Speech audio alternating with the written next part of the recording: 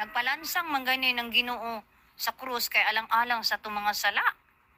Kita pa ba tao ta?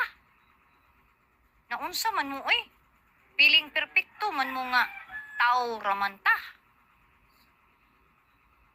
Sa mata sa Ginoo kay bawo siya kinsa gid ang madagog kanang gidawdaog o napildi o unsa diha o kay balo siya pwede ta mangilad o manglay sa uban tao pero ang mata sa Ginoo di ta makadinay sa iya ha.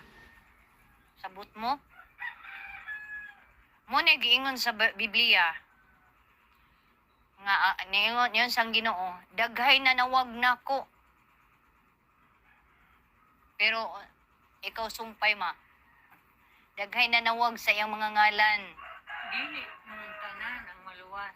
Mm. Yeah, the Bible said, ang expression dahil nagingon, to err is human and to forgive is divine. Mm. Ang pagpakasala, tawhanon. Mm. Okay, yawan-on man ang tao, kitang tanan. But, ang pagpasaylo, balaanon. Think it over from the Bible, ha? Oh. Walay, kuan ha? Kaya bisig mo adto ko karon cybercrime, katawaan mong Ma'am Castro. Kagana ko kailad yung mga Tagalog ng mga pulis. No, kuan, no problem, nay.